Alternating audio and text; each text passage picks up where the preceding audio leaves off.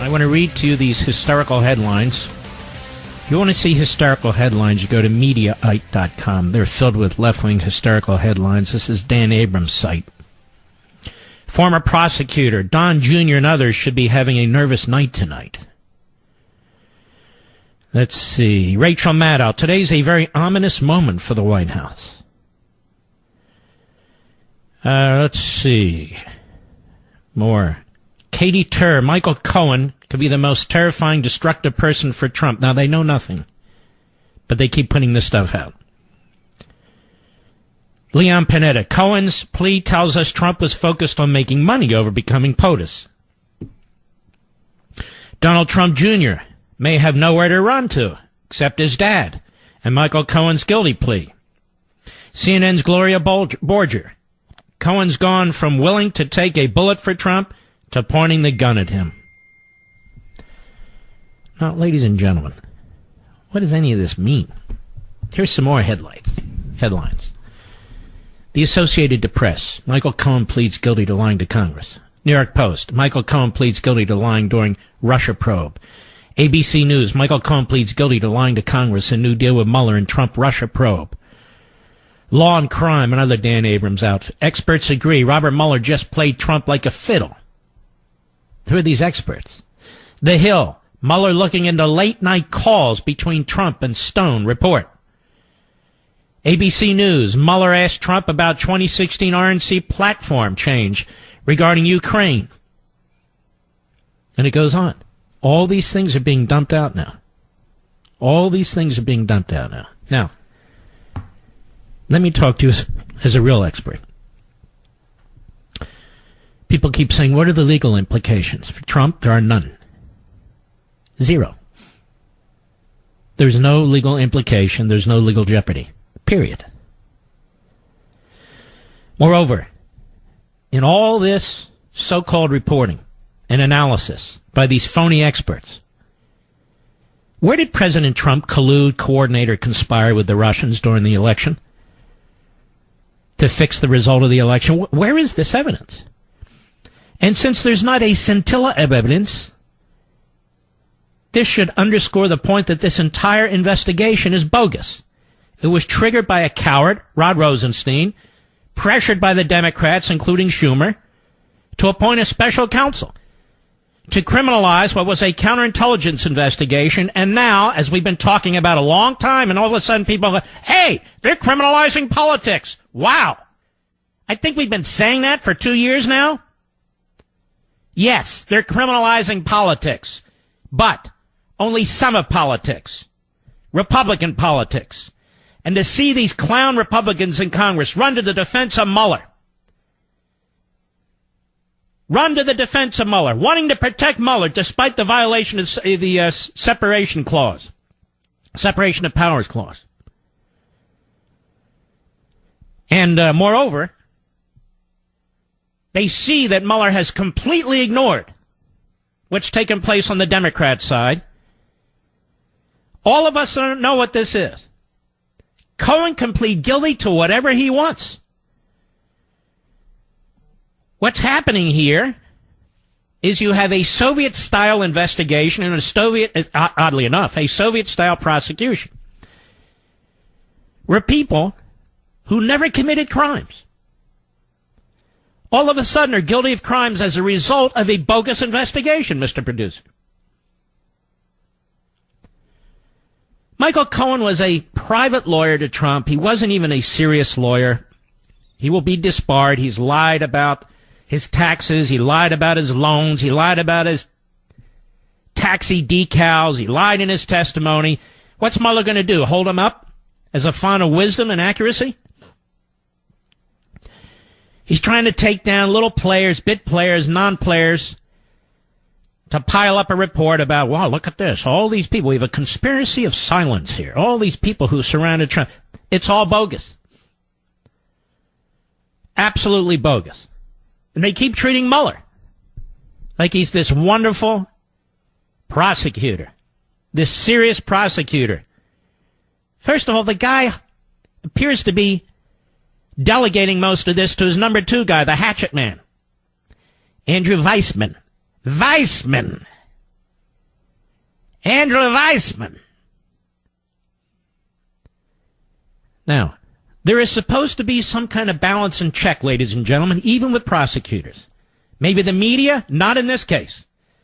The media are cheering for Trump's destruction. Shouldn't they be cheering over the fact that so far all the leaks show that Trump did nothing?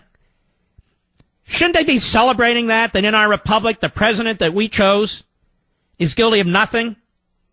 That he didn't collaborate, he didn't coordinate, he didn't conspire with the Russians? But they're not. They keep bringing in these phony experts who are utterly predictable. If I were Don Jr., I'd be worried about now. The country should be worried about now. About what's taking place here. The country should be worried. And when you put this in perspective, as we've been doing all week, Hillary Clinton with her emails, 30,000, I think it was 33,000 emails missing, deleted by her lawyers, and otherwise deleted, the destruction of laptops, the destruction of cell phones, immunity given to key material witnesses, a 2-hour interview with Hillary Clinton with no transcript. And then look at this. We're going to get to the bottom of the crime of the century. We got Lieutenant General Flynn. But wait a minute. The FBI said they didn't feel he lied. Well, the new guy's in town, Mueller. And we got this Manafort on tax violations and all these other violations. What the hell does that have to do with anything? Well, we can squeeze the hell out of him. Put him in solitary confinement. Take his 5 homes. Take his suits. Burst into his apartment in the middle of the morning at 6 a.m. That'll get us what we want. But it hasn't. We'll go after this guy, Jerome Corsi, who's a writer. Writes at WorldNet Daily. He appears at InfoWars. He does it. Well, who cares? Or Roger Stone. Roger Stone? Trump dissed Roger Stone in the middle of the campaign. What do they know about any? Well, were they in touch with Assange? No, apparently not. And what if they were?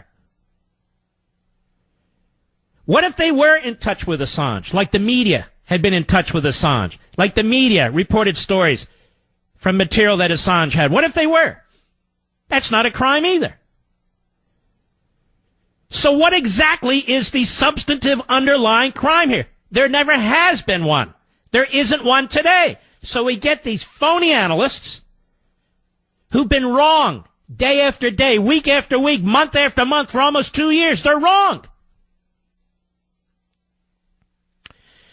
Well, you see, Cohen lied about the Russia deal. So what? That's Cohen's problem. And by the way, you hear the hapless chairman of the Senate Intelligence Committee, Richard Burr? This demonstrates that you don't lie to Congress. Are you kidding me? James Comey lied to Congress. He wasn't prosecuted. Eric Holder lied to Congress. He wasn't prosecuted. The lady who headed the IRS, or the guy who headed the IRS, he misled Congress. He wasn't prosecuted. You got a whole list of people who've misled and lied to Congress who aren't prosecuted. Why is that? Why is that? Meanwhile, the President of the United States has shown no willingness to give Russia an inch. He's going to the G20 meeting, or he's there, and he's canceled his meeting with Putin. He's armed the Ukrainians, which Obama wouldn't do. He's put sanctions on the inner circle around Putin, which Obama didn't do. He has shown no willingness to cave to the Russians. None. There's nothing here. But it doesn't matter. No. Because the whole purpose here, ladies and gentlemen, we know they're criminalizing politics. If you listen to this program, you've known it for a while, but it's more than that. This is an attack on our electoral system. This is an attack on our constitutional system. Rather than Congress standing up for separation of powers, rather than Congress standing up for the Constitution, Congress wants to protect Mr. Mueller because they want him to produce a report where then Congress can try to remove the President of the United States. It is diabolical. It is evil. Nothing has changed today. Nothing changed yesterday. Nothing changed last month. Nothing changed 6 months ago. Nothing at all has changed. And in terms of the president being in legal jeopardy, how many more damn times do I have to explain that it is the position of the United States Department of Justice that you cannot indict a sitting president? He's not in any kind of legal jeopardy. I'll be right back. Let me tell you about this guy, Jeff Flake. He sits on the Senate Judiciary Committee, and he will not vote for any judicial nominee to go to the United States Senate floor unless there's a vote to protect Mueller. Now, this is a man who sits on the Senate Judiciary Committee who is a constitutional illiterate and would do further damage to our governing document. To protect Mueller? Moreover, the President of the United States hasn't even threatened to fire Mueller. Who's bothering Mueller? Quite the contrary. The man is utterly out of control. Now, I want you Supreme Court justices to listen to me a second. Just listen to me a second. If you delude yourselves into believing that this prosecutor is no different than any assistant United States attorney, then you're intellectually bankrupt. Intellectually bankrupt. No assistant United States attorney can prepare a report of the kind that this special counsel is going to prepare, that will eventually be forced out of the Department of Justice into the hands of the Democrats and the media as soon as the ink is dry. There's not another prosecutor in the country who can do this, let alone an assistant United States attorney. A United States attorney can't do this. And yet a United States attorney must be nominated by the president and confirmed by the Senate. Mr. Mueller was not nominated by the president or confirmed by the Senate. He wasn't even appointed by the actual attorney general. He was appointed by an acting attorney general, the deputy attorney general. He was appointed in violation of the Department of Justice regulations. He was appointed despite the fact there was no criminal substantive law at issue. You want to know what medieval times were like? You're looking at it. You want to know what a free press is like? Look 200, 300 years ago. You don't have a free press today. You have a liberal press. And who is it that's standing up for the Constitution today? A relative handful of people. And yet, despite our urging months ago that the Republicans in the House and the Republicans in the Senate call Mr. Mueller for a hearing to determine exactly what his constitutional authority is, what he thinks his constitutional authority is, they've done the opposite. Either sat silently or these rumblings about protecting him. Protecting him. Protecting him from what? Well, the Deputy Attorney General can oversee him, but he's not. Nowhere in our constitutional structure does this exist. You know, I read a piece at National Review Online by Yuval Levin, very bright young man. And he goes back and he cherry picks Mason and Madison for the proposition that, you know, if a president abuses the pardon power and uses the pardon power, and I'm paraphrasing, to really cover his own tuchus, well, then he can be impeached and he ought to be impeached. Well, that's fine as it is. But how about we talk about how we got to this point? How we got to this point. That the President of the United States has nothing to hide. He's trying to defend his administration. Since the moment this man was elected, he has been hounded and hounded and hounded by the very institutions that tried to defeat him during the course of the election. And they're still trying to defeat him. And this is the grave problem, isn't it? All the focus is on Trump. All the focus is on really these minor players, these minor characters. And all the focus has been removed from the unbelievable institutional violations by the top levels of the FBI, by the top levels of our intelligence agencies. How soon we forget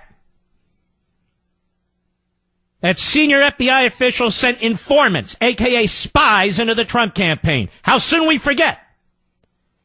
How soon we forget that the man sitting on the staff of the Deputy Attorney General on the holdover of Sally Yates, appointed by Obama, that he and his wife were working with Fusion GPS and Christopher Steele and that damn phony dossier.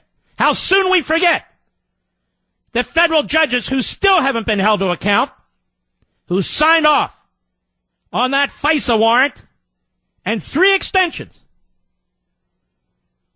And even now, they know that what they signed off on was wrong. And they've held nobody in contempt. They haven't held a hearing. They haven't done anything. A complete breakdown of our judicial system, a complete breakdown of our investigative system, and now a complete breakdown of our prosecutorial system. And the media, which are supposed to help us fend off tyranny, are the mouthpieces for tyranny. They're the mouthpieces for tyranny. They seem to think their job is to pile on, to burden this president, to be the press spokesman for an out-of-control prosecutor and an out-of-control prosecutorial team. And when we come back, I'm going to explain to you how Mr. Mueller was played rather than Mr. Mueller doing the playing. It's played by Manafort. I'll be right back. This Mueller's not as smart as his media acolytes want you to think. He's really not. Manafort's been running circles around him. Well, what do you mean, Mark? He's been convicted of felonies. I got that. But then he cut a plea deal with respect to charges in Washington, D.C. And now Mueller's furious. Now, why is Mueller furious? Well, because he's been lying to us. So there we go. Mr. Mueller, again, is God on earth, and he's the judge, and he gets to decide. No. What's happened here is Manafort's legal team has been sharing information with the president's legal team, which, of course, is perfectly legitimate.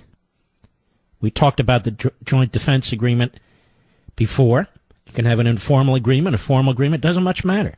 You see, ladies and gentlemen, people who are targeted by the government are not required to lie in a fetal position in the court or the basement and just take whatever they're given. They're allowed to defend themselves. Take a look at our Bill of Rights. I'm sorry. Take a look at due process. Presumption of innocence. The Bill of Rights do not empower the federal government. They protect the individual. And apparently the media do not comprehend this. So, of course, Manafort's lawyers can talk to the president's lawyers, or any of the lawyers they want to. What, only the prosecutor can talk to lawyers in the Southern District of New York and other lawyers all around the country?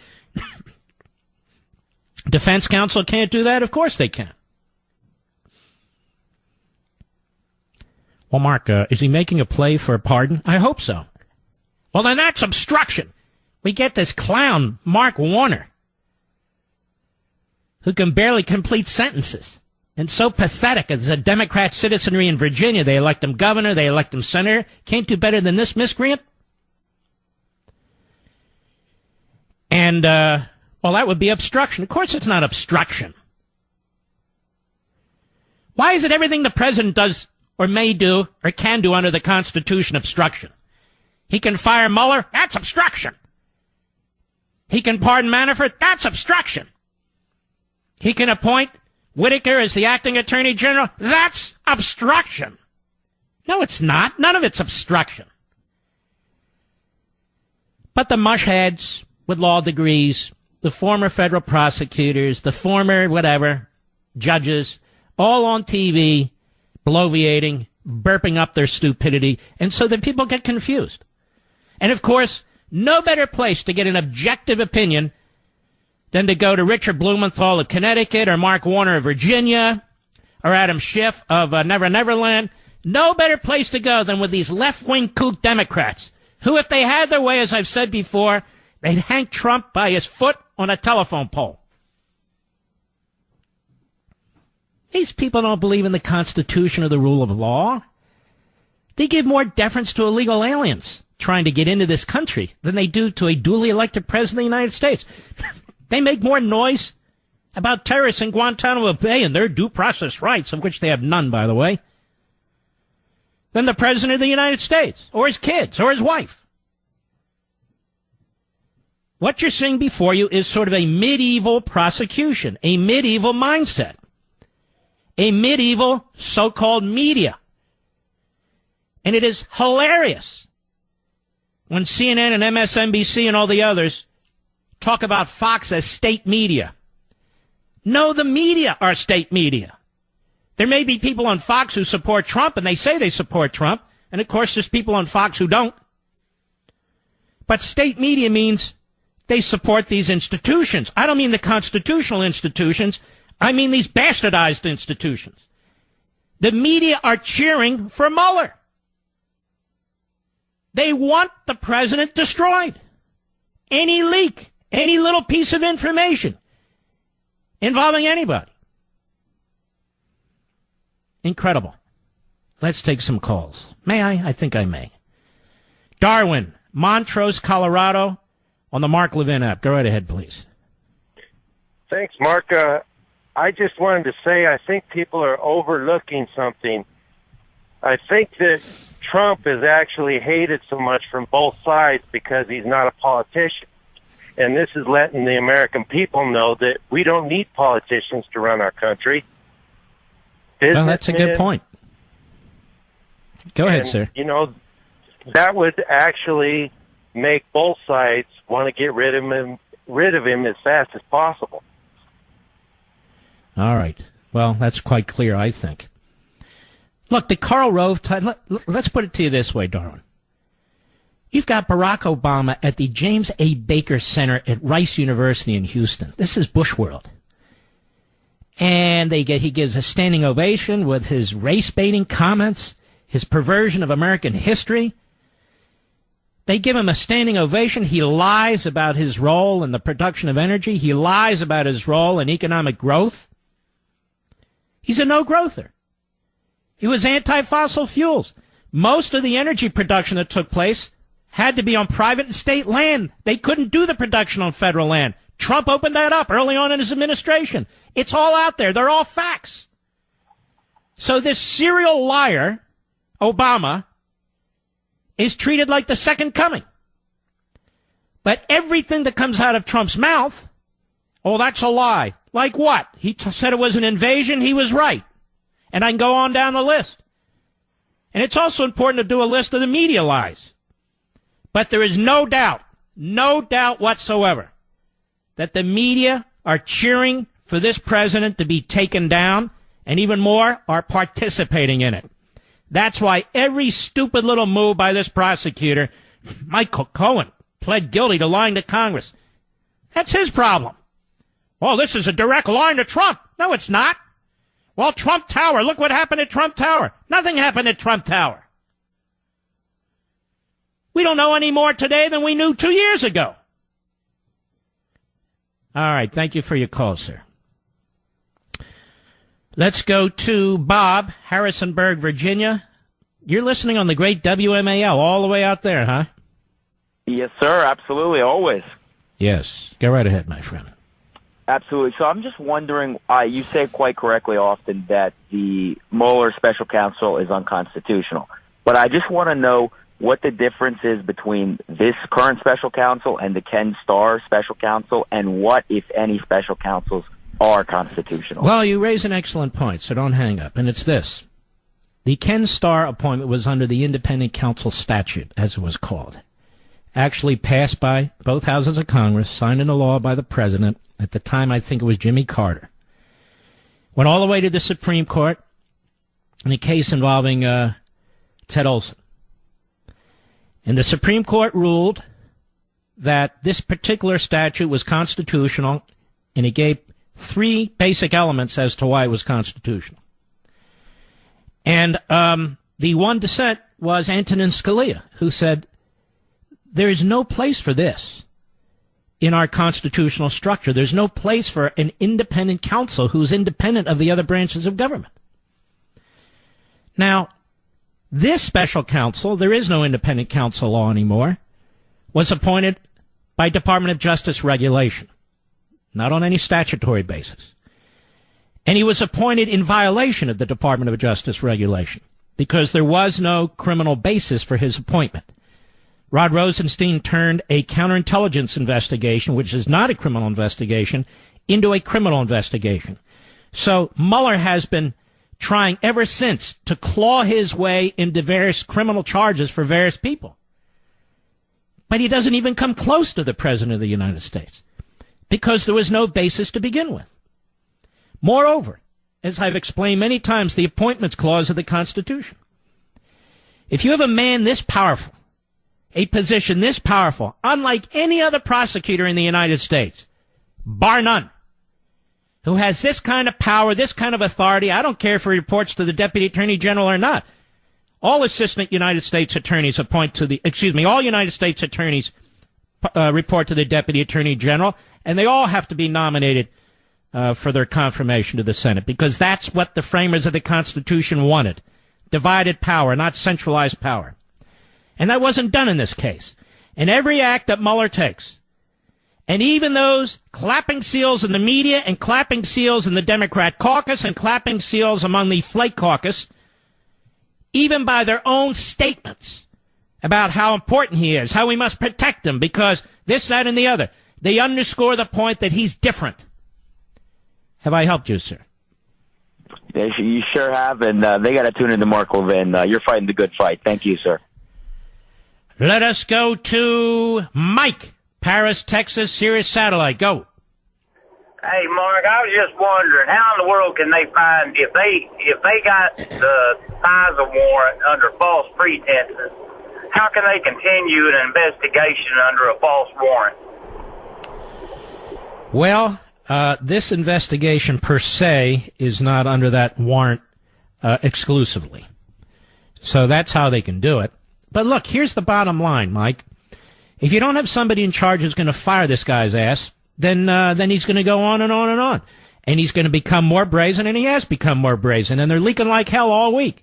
They're piling on this week. They're trying to create a tornado of resistance against Trump. They're trying to create a tornado of controversy, better put, against Trump. So people who really don't pay attention might think, well, now look at this guy pled, and this guy pled, and this guy's guilty. And then you'll hear the leftists on TV say, there's been 2,800 people who they've indicted and pled guilty. And not a damn one of them relating to Russia in any direct way. Right, exactly. But I don't understand how they can turn around and try to, you got Hillary Clinton with her emails and everybody. I know, it is unbelievable that she can destroy 30,000 emails as Secretary of State, knowing full well what she's doing. The mens rea, as we say, setting up this private server in order to get around federal law, several federal laws. Her lawyers are destroying things. I mean, how come Trump's lawyer, such as he was, Michael Cohen, how come he's in the hot seat, but none of Hillary Clinton's lawyers are in the hot seat? How come Hillary Clinton's top aides, who collaborated with her in her conduct, how come they all got immunity? I mean, we could go on and on and on here. And meanwhile, you have these damn Republicans go, well, let the system work. It's not working. That's the damn point. All right, Mike, thank you for your call, my friend. Debbie, Atlanta, Georgia, the great W-Y-A-Y, go. It is an honor to speak to the great one, Mark Levin. I have been listening to you since before, just after you started on Rush Limbaugh. Sorry, I'm nervous. Thank you. And he's my buddy, too. Somebody really reamed him out today. I stand with Brother Rush. Anyway, go right ahead. Yep. Now, I want to know, and I want to say this. These Democrats would not be doing this unless they had something major that they have done that they do not want to come to light. You know this, right? Now, you mean this is a diversion, these attacks on Trump, in order to cover up their own stuff? This is also true. Yes, you know this. I know you have to know this because they cannot have this come to light. And there is one other question. This has just been bothering me for days. Yes. You remember that? By the way, are you from Boston? Came down about the Hold on, Debbie. Are you from Boston? No, sir. I'm from North Carolina. No way. Yes, sir. I'm just kidding My you. father was from Illinois. He was a Yankee. Really? I can't help it. I'm just kidding you. No, but Yes. this judge that came down with this verdict and telling him that the CNN would most likely win if the president took it to court. What fourth grade classroom did they get that bozo from? Beats me. Honest to God, has our This is the great free press case of the new century. You believe that? Honest to God, I swear, I do not. I really do not. But when somebody needs to dig, Yeah. and we don't have really any good digging journalists anymore. We don't have any journalists, actually. But somebody needs to dig because it's in there somewhere, and it's close to coming to the surface. I feel it. All right, my friend. Thank you. Joe, Astoria, New York, the great WABC. Quickly go, my friend. Hi, Mike. Mark, it's an honor to talk to you. You Hannity's right. You truly are the great one. I'd like to go off a topic a little if I can. Yes. And I'd really like to tell you about our police and how much it's touched me and my family. I recently purchased 2 books, and I plan to purchase 2 more. I gave one to a nephew, and I showed it to my wife, and she took it in for her 2nd grade class, and she read it to them before the Thanksgiving break as a little treat. And the illustrations and the text, it's such a great visual aid for young kids today. Joe, I want to thank you very much. Don't hang up. I want to give you a free copy as well. That's very, very kind of you. We'll be right back. Now, I could be wrong about this because it's hard for me to get into the mind of a leftist because it's so tight in there. You know, Mr. Producer? More bone than tissue. But nonetheless, why would the Democrats in the House want to impeach Trump when they know that he would not be removed by the Senate? To dirty him up, right? Now, I'm not saying they won't try.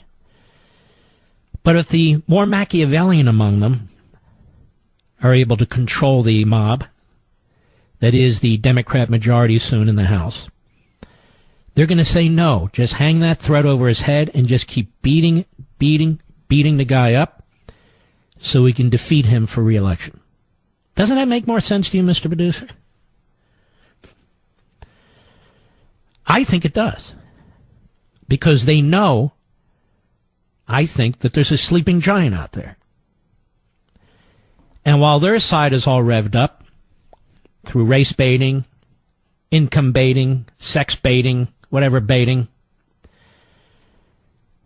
our side, that is not their side, I'd say is quasi-revved up, as shown in the midterm elections. So I actually believe that much like the Kavanaugh matter, if they go through the impeachment process based on this crap, they may get their base all excited. But I also think they're going to do significant damage. And I think, and I could be wrong, that Pelosi gets that, even though she can't speak anymore. Her loosening dentures and all the rest. Because to me, politically, it's more in their interest to use whatever report the Soviet prosecutor comes up with. That's what I'm going to call him for now. And the Soviet prosecutor Mueller comes up with, to just keep using it for hearings and beating him over the head and so forth and so on, rather than bang their heads against the wall. I could be wrong. It's not a prediction. I've just been thinking this out. Just trying to figure out what they may or may not do. John, Manteca, California, Sirius Satellite. Go right ahead. Yeah, sir, you're the master, and I was just looking for your opinion on 2 thoughts. One is, if the information for the FISA warrant is believed to be manufactured or falsified, wouldn't anything downstream be fruits of the poisonous tree? And 2, those agents involved... All right, let's stop 1 second. This phrase, fruit from the poisonous tree, comes out of a Supreme Court case, the Miranda case. If you don't read a suspect their rights, then everything that flows from that is thrown out. So it can be expanded. Hold on one second. Be expanded somewhat, but I don't think it would be expanded to include FISA court warrants. So to answer your question, I don't think so. That's number one. Number two, who's going to rule that way? True. The whole thing is a fix right now. Well, my second part then has a possibility is under Bivens, a federal tort claim against those agents that may have falsified the information and harmed the individuals they went after. Would that be a possibility? Bivens is a very interesting case where if, let's say, an FBI agent or DE agent or whomever it is breaks the law, does the citizen or the target or whomever have a right to sue that individual personally? And the answer is yes. But again, it depends on the factors and it depends on the circumstances. The problem with all this is you have the institution of the Department of Justice, which unfortunately gives this the patina of legitimacy. I'm not opposed to those lawsuits being filed. I had understood Corsi was thinking of bringing some kind of case and so forth, but you need to understand that we've got a lot of judges, and a lot of judges who think this is just swell, like the Manafort judges. They have no problem with this guy sitting in solitary confinement every night as if he's a political prisoner. So that's the problem. While people have ideas on what to do, the fact is, I think we're in a tough position. Yeah. All right, my friend. Excellent call. Let's continue. Brent, Iowa City, Iowa, on the Mark Levin app. Go ahead, please. Mark, thanks for taking my call. It's great talking to you, sir. You bet, sir. Back to your point on the issue with the children and the way the schools have indoctrinated them. One way our family fights that cesspool is we actually homeschool our children, and that allows us to teach about the real truths and the greatness of how this country was founded. Mm-hmm. All right. The problem is the vast majority of people don't. So we got to figure out how to address these government schools. Yeah, and I tell you what, we've got a great homeschool program here in Iowa, and families are really dedicated to raising their children. And it's the parents' responsibility. Mm-hmm. We've got to step forward, and we've got to fight for our children. And if we fail to do that, we're failing our children. I agree. And even if you send your kids to one of these government schools or colleges or universities, when they come home, you got to talk to them. Yep, that's exactly got to talk right. to them and explain things to them. We did it with our kids. Well, and unfortunately, many families are sending both parents to work, and they come home, they're exhausted, and they don't have the energy to do that. And they send I don't generalize. I don't know. I think some people just want to leave it to the school system, and that's a mistake. You should never be too tired for your kids, period. All right, Brent, I appreciate your call, my friend. We're moving all over the country. Let's go to Brian, Boston, Massachusetts, XM Satellite. How are you? Hey, Mark, I love your show, and I love your TV show on Fox Network on Sundays. Thank you, sir. I was just commenting on the Hillary Clinton investigation, and you had mentioned the top aides, almost to a one, got immunity. And I wanted to point out, as a former Suffolk County DA in Boston, how unusual that is. Normally you give people immunity for the purpose of going after the big fish. And my recollection is there was no big fish, and there was no real prosecution that came out of any of that. Mm-hmm. Well, I think you're right. Now what do you do? I don't know, but it seems to be the same cast of characters that are now going after Trump that did that play, basically, eliminating all those witnesses with no results. Let me ask you a question. You're Robert Mueller, and you hire 16 or 17 people, and you don't even attempt to show nonpartisanship in your hires or bipartisanship in your hires. Almost to a person, they're Democrats. Almost to a person, they've donated to Obama or Clinton. Some of them even worse. Their number two guy, who has severe ethical issues, has been reprimanded by more than one court, and was at the Hillary Clinton victory party, and that's perfectly fine. And you know damn well if this were a special counsel investigating a Democrat and somebody had been at a Donald Trump victory party and had donated to the Bushes or the Reagans or the Trumps, we'd never hear the end of it. I think what we're witnessing, Mark, unfortunately, is we're turning this country into a banana republic. I agree. I agree, Brian. We'll be right back. These are power-hungry munchkins, mental midgets, who are using the law to destroy the law.